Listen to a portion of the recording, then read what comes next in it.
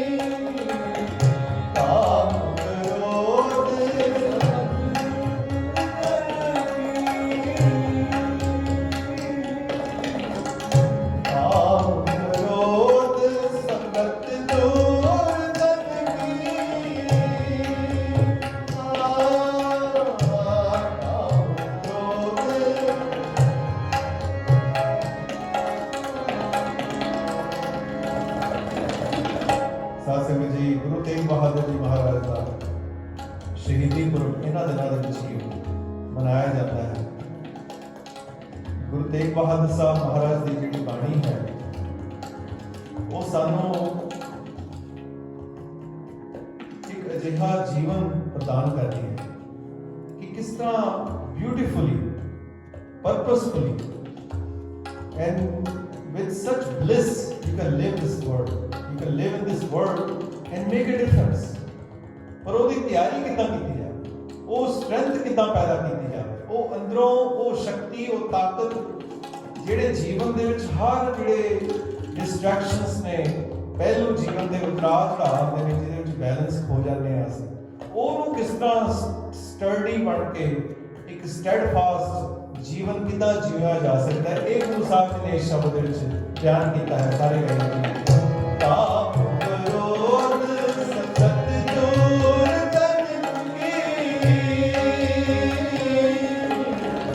ਤਾਪ ਕ੍ਰੋਧ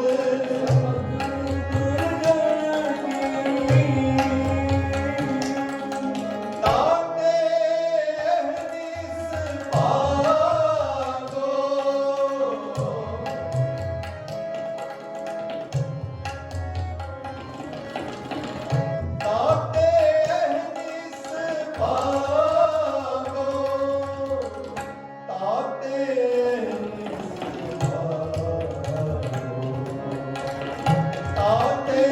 ਨਿਸ ਪਾਗੋ,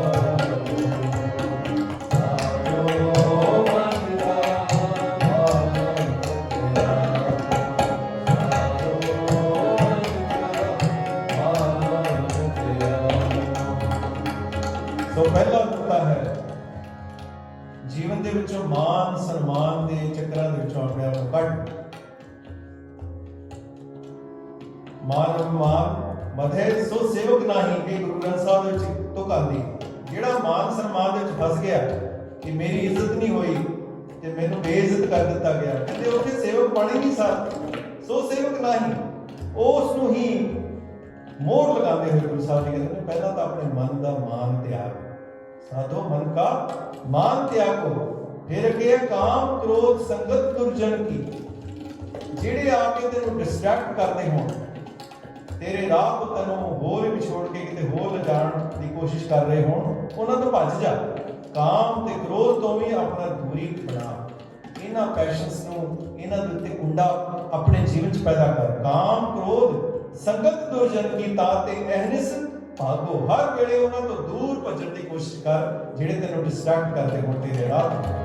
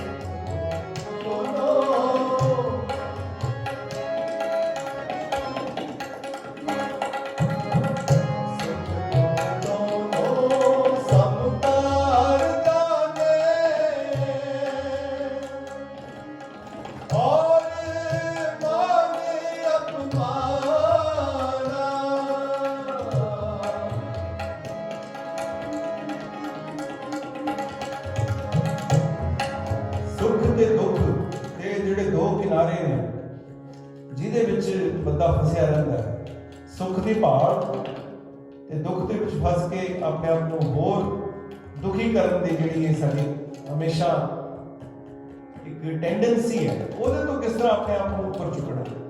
ਸੁੱਖ ਤੇ ਦੁੱਖ ਦੇ ਇਹ ਦੋਏ ਕੱਪੜੇ ਗੁਰੂ ਨਾਨਕ ਦੇਵ ਜੀ ਮਹਾਰਾਜ ਨੇ ਗੁਰਬਾਣੀ ਦੇ ਵਿੱਚ ਫਰਮਾਨ ਦਿੱਤਾ ਹੈ ਕਿ ਜੀਵਨ ਦੇ ਵਿੱਚ ਇਹ ਚੀਜ਼ਾਂ ਆਉਣੀਆਂ ਨੇ, ਪਰ ਇਹਨਾਂ ਨੂੰ ਸਮ ਕਰ ਜਾਣੇ। ਇਹ ਜਿਹੜਾ ਨਜ਼ਰੀਆ ਹੈ ਕਿ ਜੇ ਦੁੱਖ ਵੀ ਆਇਆ ਤਾਂ ਵੀ ਉਹਦੇ ਵਿੱਚ ਬੈਲੈਂਸ ਨਹੀਂ ਹੋਣਾ, ਤੇ ਸੁੱਖ ਆਇਆ ਤਾਂ ਕੋਈ ਗੱਲ ਨਹੀਂ, ਉਹਦੇ ਵਿੱਚ ਇੰਨਾ ਵੀ ਲੇਟ ਨਹੀਂ ਹੋਣਾ ਕਿ ਸੱਚਾਈ ਤੋਂ ਭੱਜ ਜਾਵੇ ਬੰਦਾ। ਸੁੱਖ ਦੁੱਖ ਦੋਨੋਂ ਸਮ ਕਰ ਜਾਣੇ, ਇੱਕ ਬਰਾਬਰ ਕਰਕੇ ਜਾਣ ਇਹਨੂੰ। ਔਰ ਮਾਨ ਅਪਮਾਨਾ ਔਰ ਐਂਡ ਹੀ ਸੇਜ਼ ਐਂਡ ਔਰ ਮਾਨ ਅਪਮਾਨਾ, ਆਹ ਦੋ ਚੀਜ਼ਾਂ ਤੋਂ ਵੀ ਆਪਣੇ ਆਪ ਨੂੰ ਇਹਨਾਂ ਤੋਂ ਹੀ ਸਮਾਨ ਰੱਖ। ਕੋਈ ਤੇਰੀ ਬੇਇੱਜ਼ਤੀ ਕਰ ਜਾਵੇ ਤਾਂ ਵੀ ਨਾ ਆਪਣੇ ਆਪ ਨੂੰ ਡਿਪਰੈਸ਼ਨ 'ਚ ਲੈ ਕੇ ਜਾ, ਤੇ ਕੋਈ ਤੇਰੀ ਇੱਜ਼ਤ ਬਹੁਤ ਜ਼ਿਆਦਾ ਪ੍ਰੇਜ਼ ਕਰਦੇ ਹਾਰ ਪਾ ਦੇ ਤੇ ਆਪਣੇ ਆਪ ਨੂੰ ਬੰਦਾ ਰੱਬ ਸਮਝਣ ਨਾਲ ਲੱਗ ਜਾਵੇ। ਸੁੱਖ ਦੁੱਖ ਦੋਨੋਂ ਸਮ ਕਰ ਜਾਣੇ, ਸੁੱਖ ਦੁੱਖ ਦੋਨੋਂ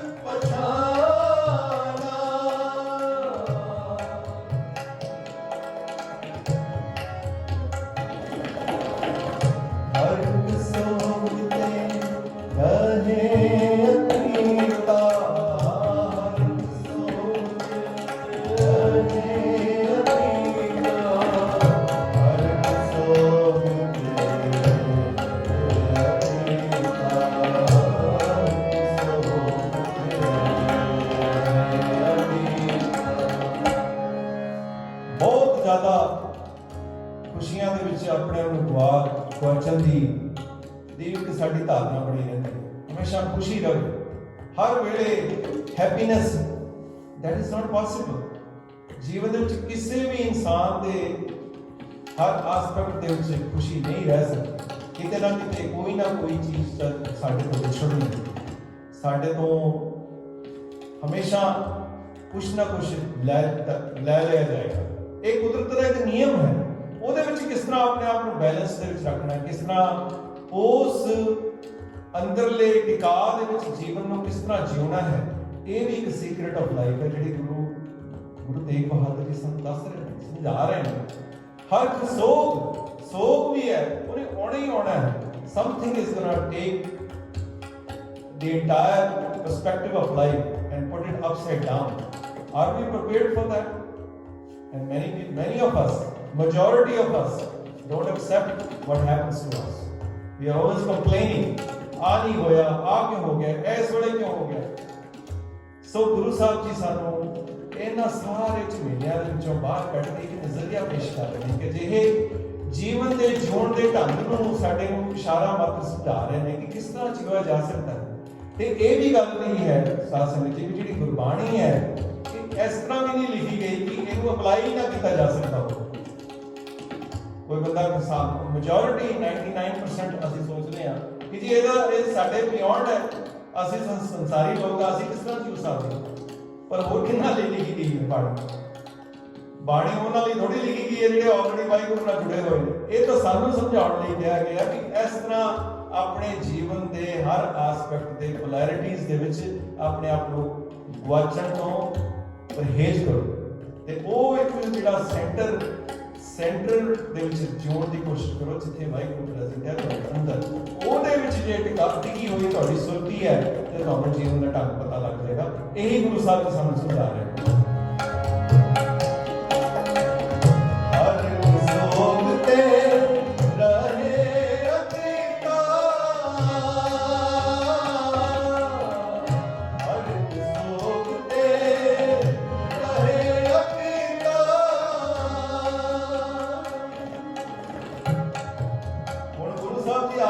ਅਨਾਉਂਸਮੈਂਟ ਕਰ ਰਹੇ ਨੇ, ਆਪ ਜਜਮੈਂਟ ਦੇ ਰਹੇ ਨੇ ਕਿ ਜਿਹੜੇ ਇਹ ਚੀਜ਼ਾਂ ਕਰ ਲਏਗਾ, ਆ ਜਿਹੜੀਆਂ ਪਹਿਲਾਂ ਚੀਜ਼ਾਂ ਮੈਂਸ਼ਨ ਕੀਤੀਆਂ ਗਈਆਂ ਨੇ, ਸੁਖ ਦੁੱਖ ਦੋਨੋਂ ਸਮ ਕਰ ਜਾਣੇ, ਕਾਮ ਕ੍ਰੋਧ ਸੰਗਤ ਦੁਜਨ ਕੀ ਤਾਤੇ ਐਨਸ ਭਾਗੋ, ਇਹ ਜਿਹੜਾ ਕੁਝ ਕਰ ਰਿਹਾ ਹੋਵੇਗਾ ਇਨਸਾਨ, ਉਹ ਕੀ ਕਰ ਸਕਦਾ ਹੈ? ਕਹਿੰਦੇ ਤਿੰਨ ਜਗ ਤਤ ਪਛਾਨਾ, ਉਸ ਨੂੰ ਅਸਲੀ ਐਸੈਂਸ ਆਫ ਲਾਈਫ ਉਹਨੂੰ ਸਮਝ ਆ ਗਈ ਹੈ, ਅਸਲੀ ਰਿਐਲਿਟੀ ਕੀ ਹੈ ਤੇ ਕਿਸ ਤਰ੍ਹਾਂ ਜਿਉਣਾ ਹੈ।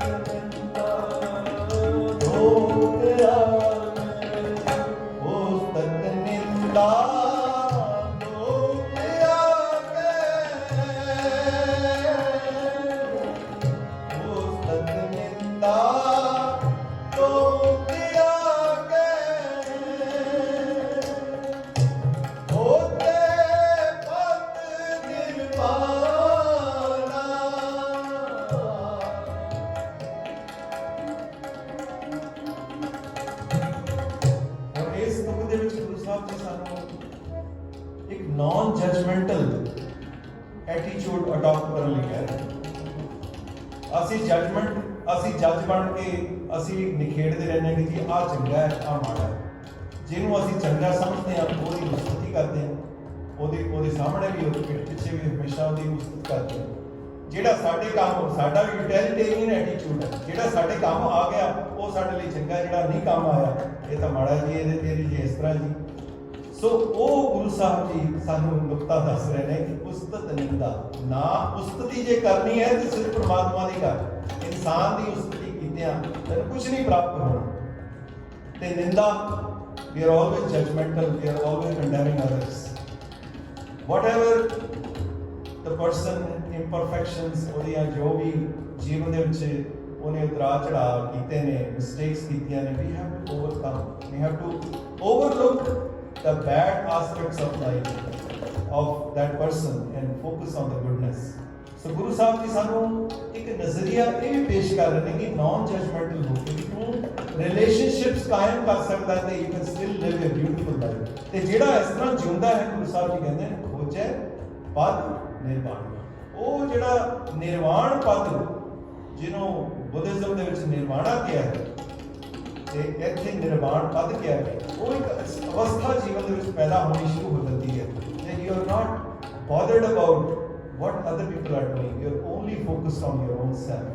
ਅੰਦਰ ਇਨਰ ਡਿਵੈਲਪਮੈਂਟ ਕਿਸ ਤਰ੍ਹਾਂ ਹੋਵੇ, ਉਹ ਜੀਵਨ ਦੇ ਵਿੱਚ ਟਿਕਾ ਕਿੱਦਾਂ ਪੈਦਾ ਹੋਵੇ, ਉਹ ਇੱਕ ਸਹਿਜ ਅਵਸਥਾ ਕਿਸ ਤਰ੍ਹਾਂ ਪੈਦਾ ਹੋਵੇ, ਉਹ ਜੀਵਨ ਦਾ ਫੋਕਸ ਬਣ ਜਾਂਦਾ ਹੈ। Not anybody else, not anything outside of our inner, ਜਿਹੜੀ ਸਾਡੀ ਵਾਹਿਗੁਰੂ ਜੀ ਦੀ ਪ੍ਰੈਜ਼ੈਂਸ ਹੈ।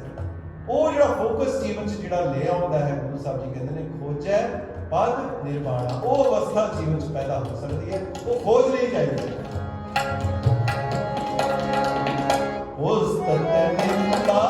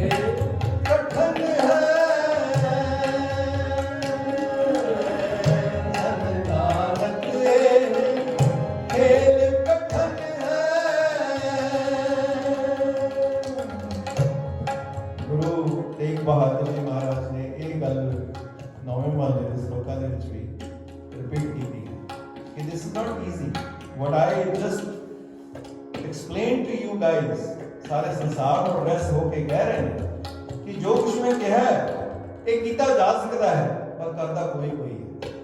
ਕਿਸੇ ਨੂੰ ਇਸ ਜੀਵਨ ਦੀ ਇੱਕ ਕੀਮਤੀ ਜਿਹੜੀ ਚੀਜ਼ ਬਸ ਪ੍ਰਾਪਤ ਹੋਣ ਦੀ ਸੰਭਾਵਨਾ ਹੈ ਉਹਦੇ ਉੱਤੇ ਆਪਣੇ ਜੀਵਨ ਨੂੰ ਫੋਕਸ ਕਰਕੇ ਜਿਹੜਾ ਜਿਉ ਸਕਦਾ ਹੈ ਉਹ ਕਿਨਹੂ ਗੁਰਮੁਖ ਜਾਣਾ। ਗੁਰੂ ਸਾਹਿਬ ਜੀ ਕਹਿੰਦੇ ਨੇ it is not easy but it can be done, it is doable, it's not impossible. There are individuals in this world who can live according to what Guru Tegh Bahadur ji saying. जन नानक एक खेल कठन है, एक्नॉलेजमेंट है, yes it is very very difficult. खंडे धार वालों निकी गुरु साहब गुरु अमरदास जी ने कहा भक्तां की चाल नाली चाला नाली भक्तां के भिख मार्ग चलना बहुत औखा है पर फिर भी किया जा सकता है। इट इज इम्पॉसिबल नहीं है, ये नहीं है कि कोई भी नहीं जीव सकता, जीव सकते हैं। गुरु साहब जी कहते किन्हों गुरमुख जाना, जिहड़े गुरु ओरिएंटेड ने अपने जीवन का आधार गुरु बना के जिहड़े जिउंदे ने किन्हों गुरमुख जाना।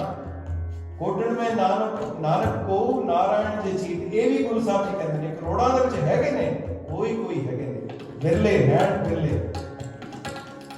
उस किस्म की इंसानां दी भाल गुरु नूं हमेशा रहिंदी है, जिहड़े गुरु दे कहे वचनां दे उत्ते अपने हर जीवन के कदम चुकते हैं, तुरते हैं, एक खुशबू पैदा करते हैं संसार में। गुरु साहब जी सानू यही कह रहे हैं कि ये कठिन है खेल पर किन्हों गुरमुख जाना। गुरमुख इस चीज को पछाण के इस तरह जीव सकते हैं सारे गल।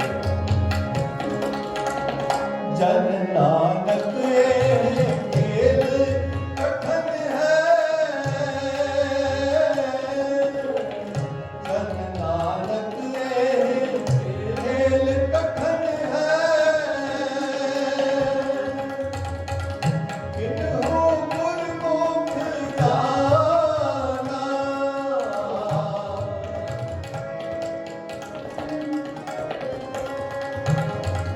किन्हू गुरमुख जाना, किन्हू गुरमुख जाना, किन्हू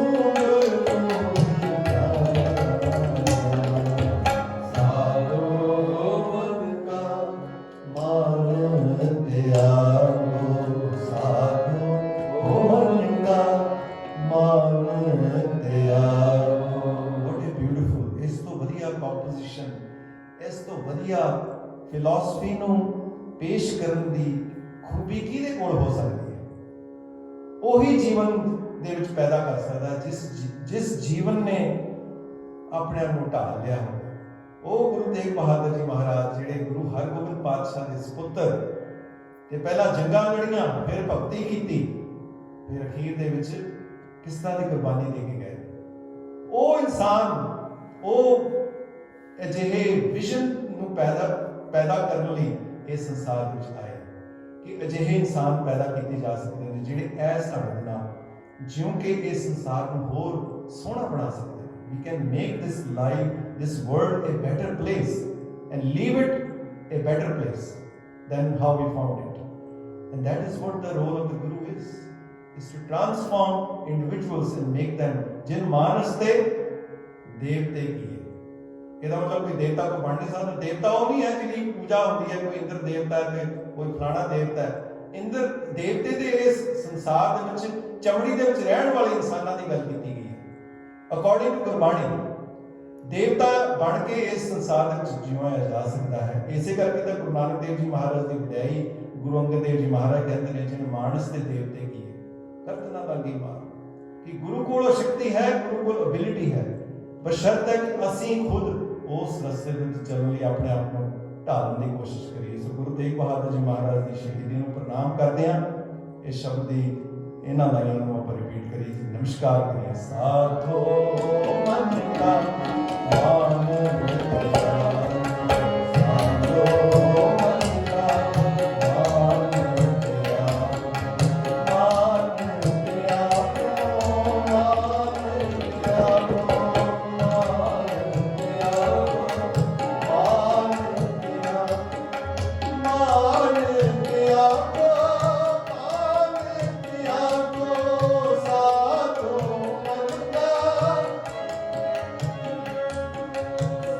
Oh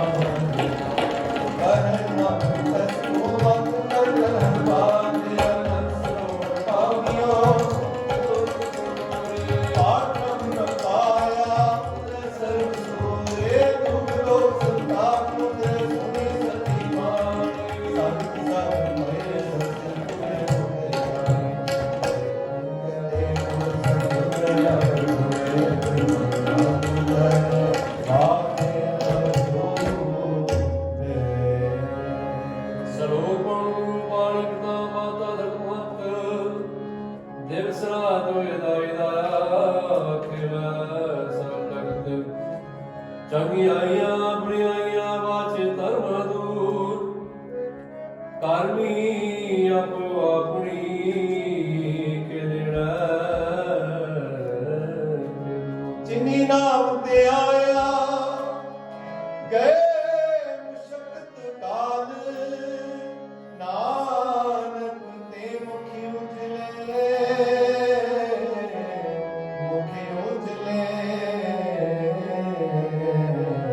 ਕੀਤੀ ਛੁਟੀ ਵਾਹਿਗੁਰੂ ਜੀ ਕਾ ਖਾਲਸਾ ਵਾਹਿਗੁਰੂ ਜੀ ਕੀ ਫਤਿਹ।